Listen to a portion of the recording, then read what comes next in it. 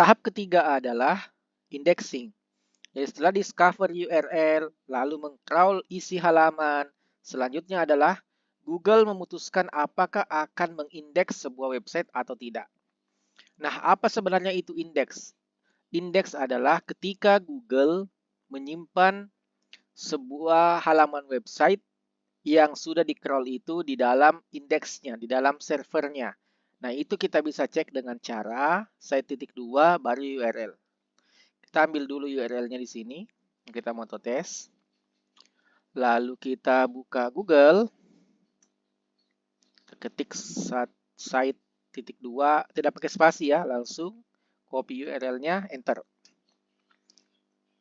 Nah, biasanya kalau kita pakai site.2 di sini, semua yang mengandung unsur ini di URL-nya itu akan semuanya masuk. Termasuk yang sama di sini seharusnya yang paling atas ya, yang paling relevan.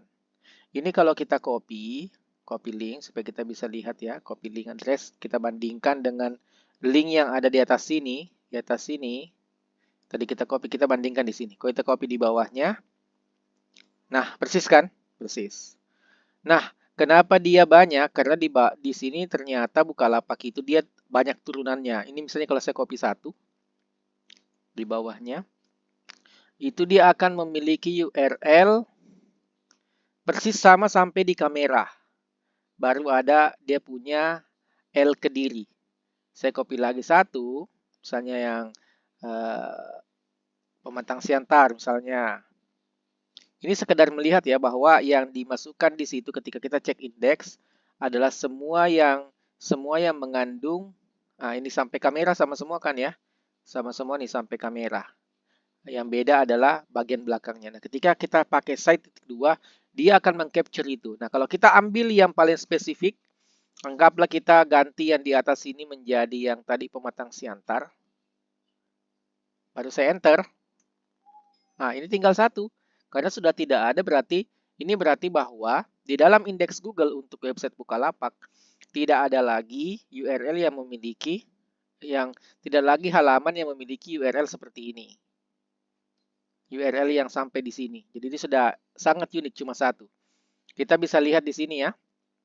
About one. Jadi cuma satu hasil untuk ini.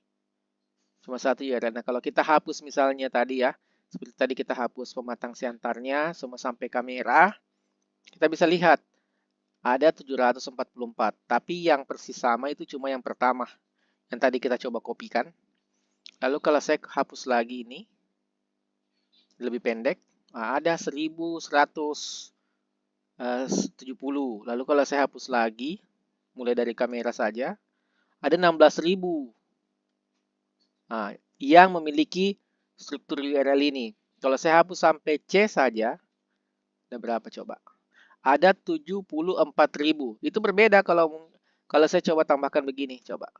Nah, dia 772.000. Jadi ini memang data ini sebenarnya tidak, Google mengatakan bahwa tidak betul-betul eksak yang ada di sistem. Jadi ini Google cuma berusaha menampilkan yang representatif.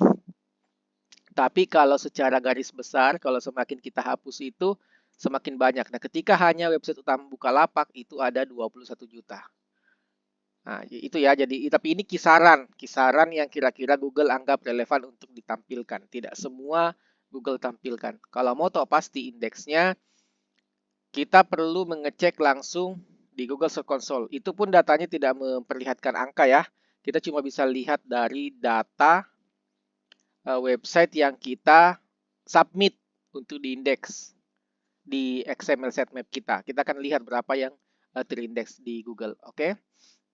Itu ya cara untuk mengecek indeks. Nah, sekarang faktor apa sih yang Google pertimbangkan ketika akan mengindeks sesuatu? Jadi ini kita akan hanya mengambil beberapa ya. Apakah halamannya tidak ada metanoindex? Jadi ketika sebuah halaman website memiliki metanoindex, itu perintah ke Google supaya jangan mengindeks. Jadi ketika kita punya halaman yang tidak mau diindeks, kita tambahkan metanoindex. Nah, Google tidak mungkin, ini perintah harus diikuti. Jadi tidak mungkin Google akan mengindeksnya kalau diterapkan, kalau diimplementasi dengan tepat ya caranya. Lalu, apakah halamannya versi canonical? Canonical ini seperti halaman asli ya. Jadi kalau halamannya, tapi kalau ini tidak pasti, kadang-kadang Google ganti canonicalnya kalau ada yang, misalnya ada dua halaman yang mirip, A dan B, dan kita menganggap bahwa ini canonicalnya adalah halaman A. Kadang-kadang Google pilihnya B.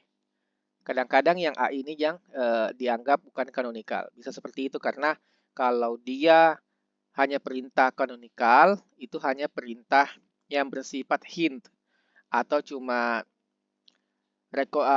preference kita, tapi Google tidak harus mengikuti itu. Beda kalau no index, itu sifatnya wajib diikuti oleh Google. Lalu apakah kontennya tidak duplicate? Jadi prinsipnya adalah kalau sebuah konten, kita punya konten, ternyata orang lain sudah punya atau di website kita ada lebih dari satu yang mirip-mirip. Google biasanya tidak akan mengindeks semua.